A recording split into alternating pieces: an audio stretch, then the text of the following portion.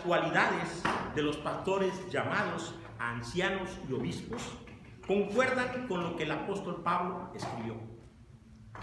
¿Qué fue lo que escribió? Dice que deben ser ejemplos. Eso es lo que deben ser. Ejemplos para ellos, pero también mayordomos de Dios para cuidar los asuntos de su casa. Esa es una cualidad muy especial. Cuidar los asuntos de su casa. ¿Cuáles son los de su casa? Pues su iglesia. Estar vigilando todo, que no falte nada. Siempre estar pendiente de todo lo que hay. Ahorita vamos a ver en los versículos 5, ahí nos habla de las necesidades cruciales de la iglesia. ¿Qué necesidades cruciales hay en una iglesia? Bueno, en toda iglesia existen dos necesidades cruciales. Y la iglesia de Creta no se quedaba atrás, también tenía estas dos necesidades. Sin duda Pablo había guiado durante mucho tiempo a mucha gente. Les había predicado, les había enseñado la palabra de Dios y lo hacía de ciudad en ciudad.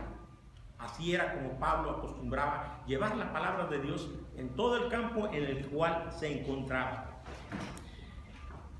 Dice el versículo 5, por esta causa te dejé en Creta para que corrigieses lo deficiente y establecieses ancianos en cada ciudad, así como yo te mandé. Dice, corrigieses lo deficiente. Las deficiencias, en todas partes hay deficiencias, no hay una iglesia perfecta, pero sin embargo tenemos que mandar. Muchas veces duele hacer esas correcciones, duele con los hijos cuando empezamos a hacer correcciones, y en las iglesias también es necesario a veces hacer correcciones. Algunas veces hermanos se sienten y mejor prefieren irse, pero es necesario hacer esas correcciones, como cuando alguien está enfermo de alguna parte del miembro y es necesario amputar. ¿Por qué? Porque es necesario amputar, no sirve, hay que quitar. Así también se ve aquí las necesidades de las deficiencias y que debemos de corregir en tiempo y en su momento. Y Tito se había quedado perfectamente allí en Creta y se había quedado por varias razones. Primero, para enraizar y cementar la iglesia de Cristo. Enraizar. Ustedes conocen lo que es enraizar o desenraizar. Es a veces difícil arrancar una planta y a veces se queda usted con las hojas nada más, pero no saca la raíz. Las raíces a veces son muy duras de sacar, hay que escarbarle para sacarla. Entonces quiere decir que está muy enraizada esa planta. Bueno, eso es lo que la finalidad de Tito, estar en Creta para eso, para enraizar, para quedarse en ese lugar y seguir predicando la sana enseñanza que Pablo le había comisionado en ese lugar. Vamos a ver las dos necesidades importantes. La primera necesidad era de corregir las deficiencias y la segunda necesidad de establecer ancianos. Era necesario hacer estas dos cuestiones.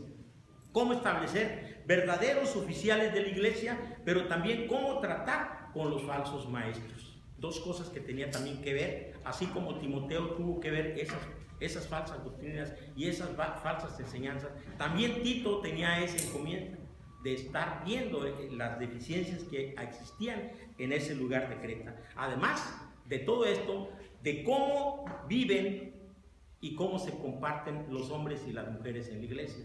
Esa es otra cosa muy peculiar. En algunas iglesias, la forma de vestir, la forma de comportarse. A mí me tocó ir a una iglesia allá en Portland, la iglesia, no recuerdo qué iglesia era, pero me llamó la atención que en la entrada había un cartelón grande y decía ahí cómo debían entrar, tanto varones como mujeres.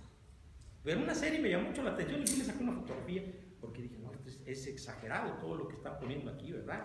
Del vestido, el pintarse el pelo, un montón de cosas, de requisitos que había que sujetarse ahí para poder estar. Dije, pues aquí no va a venir mucha gente, ¿verdad? Son muchos los requisitos que se piden, son muy exigentes para estar aquí.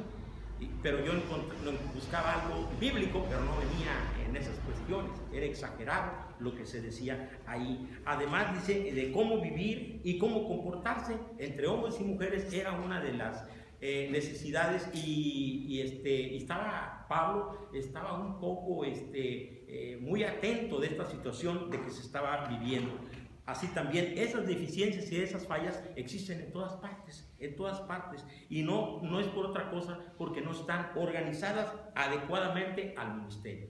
Deben de organizarse al ministerio. A mí me llama a veces la atención cuando se dice vamos a hacer una planeación. Pero yo llevé administración y sé lo que es una planeación. Una planeación trae como consecuente una evaluación. Si yo voy a la escuela, pues inmediatamente me van a aplicar un examen los primeros meses. Yo acostumbraba como catedrático llegar y el primer día de clase les decía saquen una hoja. Todos me voltean a ver, ahorita una hoja, sí, un examen ahorita de entrada. Va a ser sencillo. Nomás ponga 3 cosas. El nombre del autor del libro, el nombre del editorial, con eso está bien. No lo hacían, es cosas muy importantes que a veces no le ponemos atención. El nombre completo y la editorial, es muy importante ver esas cuestiones. Entonces, es importante ese tipo de exámenes que se practican, y aquí mirábamos esas deficiencias que existían y que siguen existiendo en muchos lugares. Por eso es que empieza hablando de las deficiencias que hay, de estas grandes necesidades. Segunda necesidad, la necesidad de establecer ancianos. Era una necesidad importante. Ninguna iglesia, no importa cuán pequeña sea, pero debe tener un ministro de la palabra de Dios. Es muy importante que haya un ministro de la palabra de Dios. Me tocó estar en Mazatlán un tiempo, y en esa iglesia ya tenían 4 años sin pastor. Ayer había estado ministrando la palabra el hermano Eliseo Villanueva.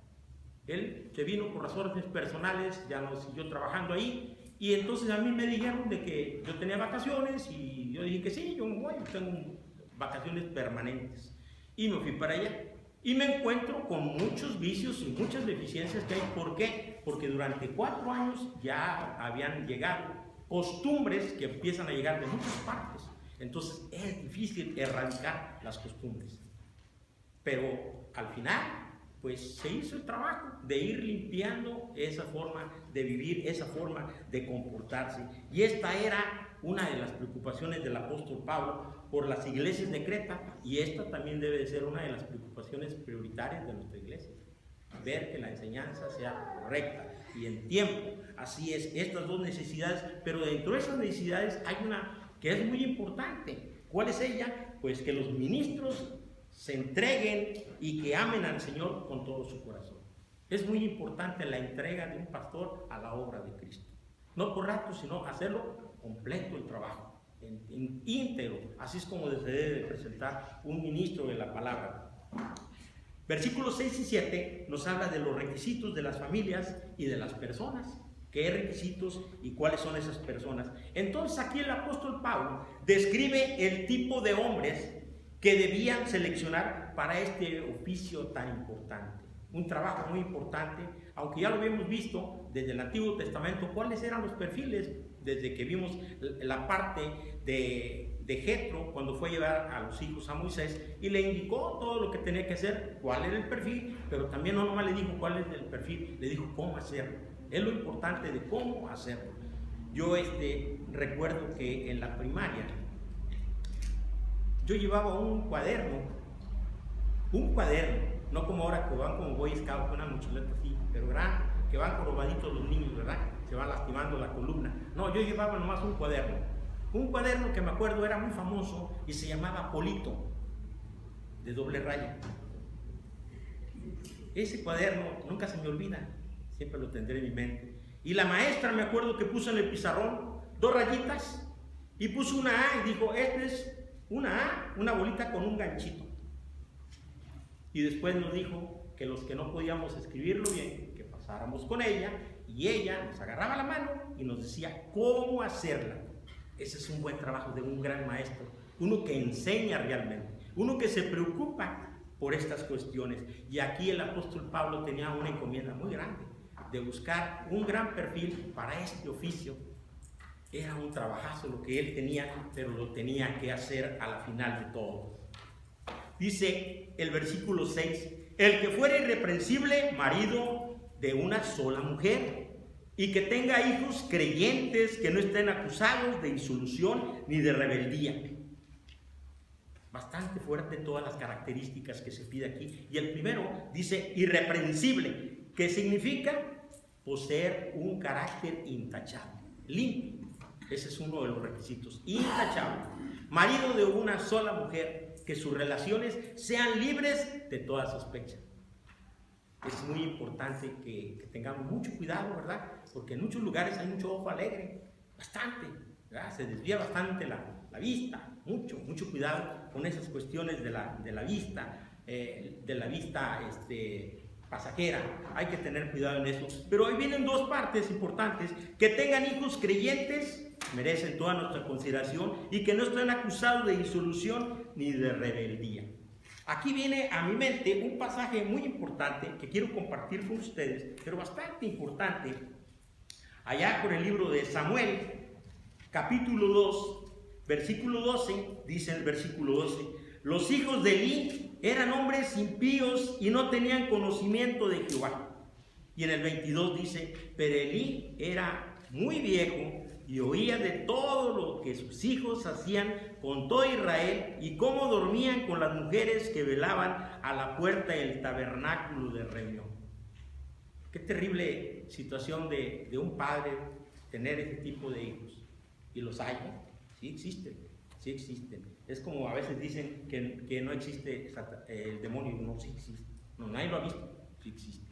Son situaciones que tenemos que tener mucho cuidado, precisamente desde la infancia con nuestros hijos, irlos llevando en la educación sana, educándoles, inculcándoles buenos valores a nuestros hijos, para que el día de mañana, con la escuela de formación cristiana y con la escuela, puedan hacer un buen trabajo, y el día de mañana podrán ser grandes hombres de valor. Así es lo que debe de hacerse, y no estar de esta forma de un libertinaje o de desobediencia.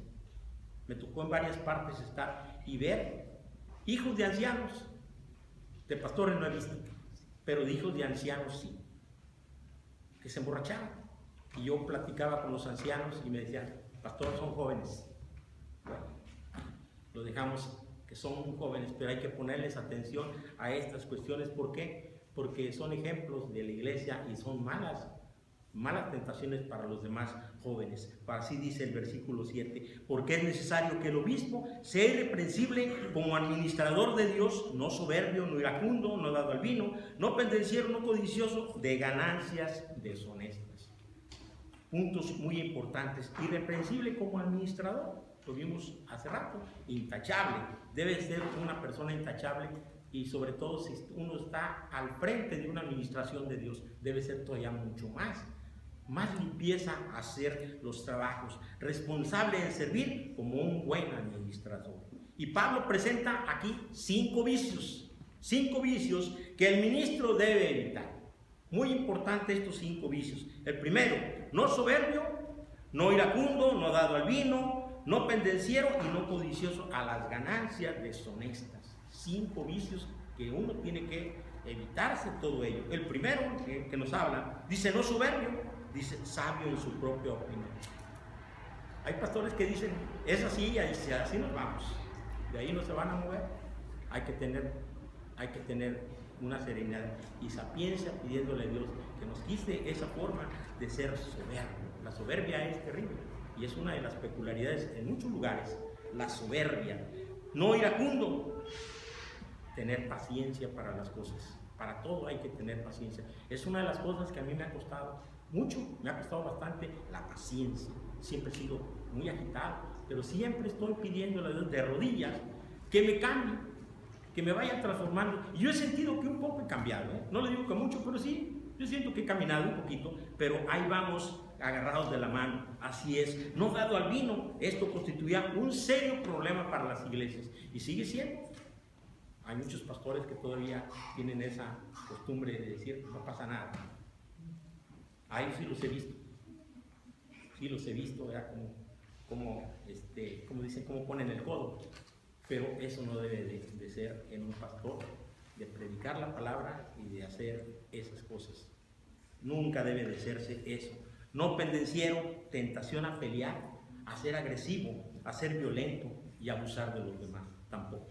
Debemos ahí tener la carne para poder hacer las cosas. Pero una de las cosas que más le llamaba la atención al apóstol Pablo es el último punto. Dice: codiciosos de ganancias deshonestas.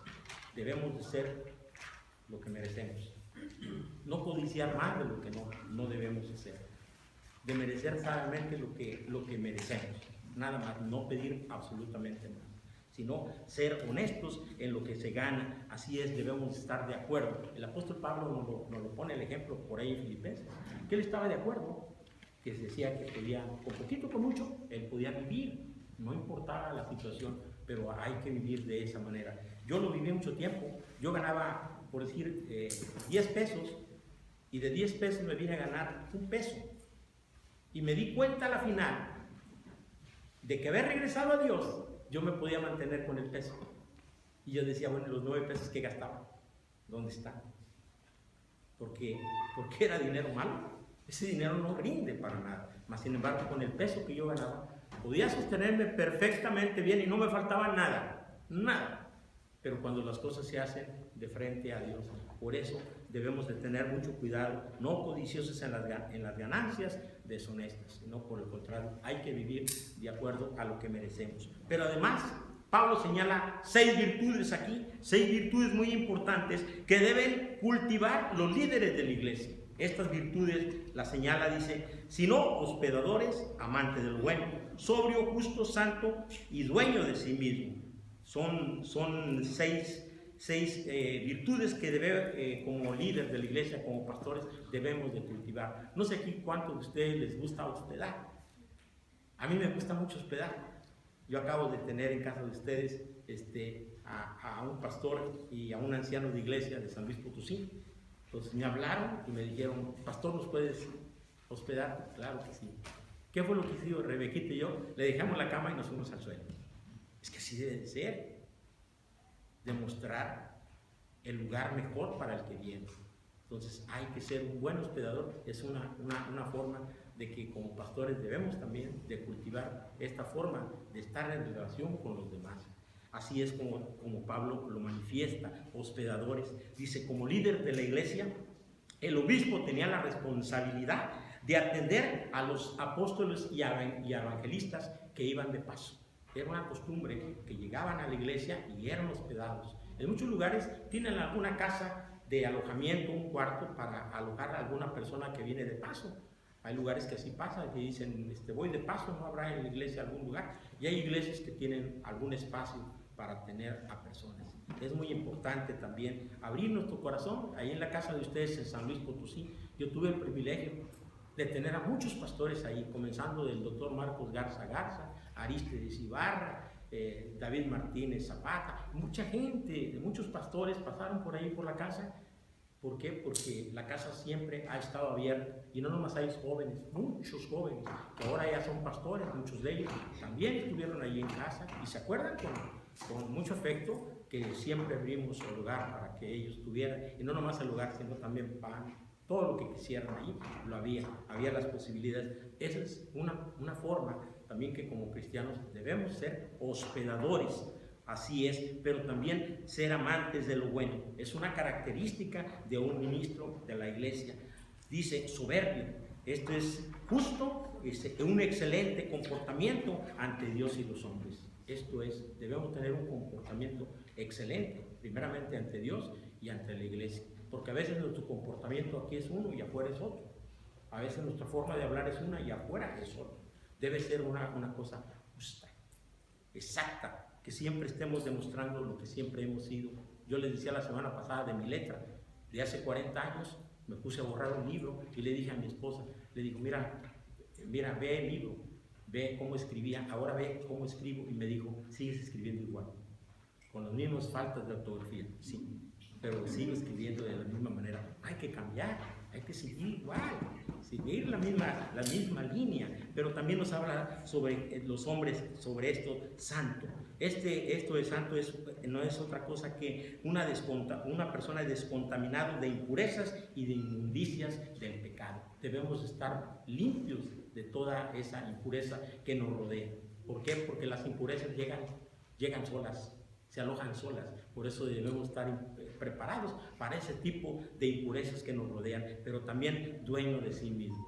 Debemos de tener un cuerpo y una mente abierta y siempre vigilando todo nuestro cuerpo. Que no le demos cavidad a las malas costumbres que llegan a nuestra mente, que es lo primero que alojamos. Eso sí debe de quedar fuera. Tercer punto, el versículo 9, nos habla de los requisitos de una buena predicación. El obispo o ministro debe practicar la sana enseñanza. Debe practicarla constantemente, o sea, la doctrina de la palabra de Dios. Dice aquí, debe tomar y aferrarse a ella en medio de las tentaciones y de las oposiciones. Ahí es donde tenemos que aferrarnos a la palabra de Dios, pero a veces nos aferramos a las necedades. No, aquí es donde tenemos que aferrarnos a la palabra de Dios. Debemos de salir adelante de estas tentaciones y oposiciones a las que debemos estar en contra, sin importar que los hombres digan o afirmen. No debe ser, sino aferrarnos a la palabra de Dios. Así es como debemos de ser. Dice el versículo 9, retenedor de la palabra, fiel tal como ha sido enseñada, para que también pueda exhortar con sana enseñanza y convencer a los que contradicen. Así dice el versículo 9. El ministro de Dios, dice, y no ha sido llamado para ser ministro de nada, solamente para Dios. Es al que debemos de servirle y darle la honra y la gloria por siempre. Así es como debemos de servirle al Señor. Y la misión es tres cosas. La misión de un ministro es aferrarse, retener y enseñar la palabra de Dios. Es donde tenemos que hacer las cosas. Aferrarnos, retener y enseñar la sana enseñanza de la palabra. Además de todo esto, debe ser una persona que haya estudiado la palabra y esté profundamente enraizado y cimentado en la palabra de Dios. Es necesario estudiar. Es muy importante el estudio de la palabra de Dios. Su conocimiento no es de acuerdo a un orador que sea, o también una persona carismática o atractiva. No, es todo lo contrario. Debe ser una persona que enseñe la palabra de Dios. Debe ser capaz de exhortar y aparte de convencer. Dos cosas importantes: exhortar y convencer a los que se oponen a Dios y a Cristo. Debemos estar muy alerta en estas dos cosas. Convencer a una persona de tal forma que sea impulsada. Hay que impulsar a las personas que desean servir al Señor, dice, y hacer lo posible para que vea, para que reconozca y admita sus errores. Pero todo tenemos que hacerlo en amor. Así es como debemos de exhortar a esas personas, para que vean, que reconozcan y admitan, y el de ver a la verdad frente a la que ha estado ciego y desobediente. Hay personas que han vivido durante muchos años ciegos y desobedientes. ¿Por qué? Porque no han querido aceptar la palabra de Dios como es, sino siempre han querido ser lo que ellos quieren ser. Yo soy, y siempre va a ser como yo digo. Yo tenía esa ley: primero soy yo, después yo y después yo. Y de ahí no me van a cambiar. Y fíjense que sí me cambiaron. Cambié completamente esa fórmula que yo tenía del yo por el Señor. Si pedimos a Dios, yo creo que el Señor, sí tengo la fe en Dios, que Él hace ese aseo en nosotros, en nuestra mente, y puede transformarnos completamente, porque el Señor no hace cosas a medias, el Señor hace totalmente. La obra del Señor es completa. El hombre es incompleto, pero para el Señor hace las cosas completas. Las personas necesitan ser exhortadas. Toda persona necesita ser exhortada. Aquellas personas que se les requiere la exhortación, es decir, animarlos a confiar en Cristo y que sigan adelante. Eso es lo que tenemos que hacer: animarlos a que sigan adelante. No por el contrario desanimarlos, no, por el contrario animarlos a que sigan adelante. Hay personas que por cualquier detallito se van de la iglesia. No, la hermana fulana de tal ya no me habló, ya no voy. Pues no, pues yo creo que están bastante mal. Y creo que aquí al que venimos a adorar es a Dios, no al hombre. Entonces a esas personas hay que buscarlas y animarlas a que sigan aferradas a la verdad, a buscar al Señor. Concluimos. Se indica claramente lo que deben de ser y lo que tienen que hacer como siervos de Cristo. Dos cosas: lo que deben y tienen que hacer como siervos de Cristo. Ministros eficientes de la palabra y de la práctica del Evangelio. Dos cosas: la predicación del Evangelio, salir y predicar la palabra afuera, exponer el Evangelio a toda persona, así como lo hemos estado haciendo algunos, de salir y exponer la palabra de Dios. Así es como debemos de hacerlo. La semana pasada yo tuve la oportunidad de, gracias al Señor, ya empezamos con la segunda célula. Ya empezamos allá en Escobedo, por allá donde vive, creo, mi hermano, pero no sé dónde vive, pero sé que vive por aquel rumbo. Está muy lejos, a mí se me hizo el fin del mundo. Hice más de 1 hora en el autobús, pero pude llegar allá. y empezar, porque me pidieron que yo fuera a orar por la primera ocasión que se va a abrir ese centro de estudio. Entonces 5 personas, 2 vecinos y otras compañeras de trabajo fueron a escuchar la palabra de Dios, en el cual vamos a empezar a trabajar con un panorama bíblico, porque no conocen de la Biblia. Entonces vamos a empezar con la raíz, que es la Biblia, cómo se compone la Biblia, cuántos libros tiene. Todo eso lo vamos a ir viendo paulatinamente. Entonces damos gracias a Dios porque empezamos a trabajar con esto. Estamos con la tercera, que Dios lo permita que en esta semana se abra la tercera célula también. Ya el Topo Chico, ella ya camina sola, ya puede, ya sin que yo vaya puede caminar, pero gracias a Dios porque estamos caminando. Así es lo que dice la palabra de Dios. Primeramente, que seamos eficientes en la palabra y practiquemos el Evangelio. Es lo que estamos practicando, el Evangelio, de llevar las buenas enseñanzas a aquellas personas que aún no lo conocen. Hay personas que se cohíben ir al templo. Usted los invita, aunque sean sus amigos, no van a venir. Por educación les dicen que sí van, pero no vienen. Pero si usted los invita a su hogar, fíjese que sí van. Y eso es un principio de que podemos empezar con una pequeña célula a empezar a difundir la palabra de Dios. Así es como crecen las iglesias, despacito. De esa manera podemos empezar a trabajar. Y el ministro debe estar bien cimentado y que puede exhortar y convencer a las personas con la única palabra de Dios. Que el Señor nos siga bendiciendo y nos dé esa sabiduría para poder exhortar y poder convencer en amor. El Señor les bendiga.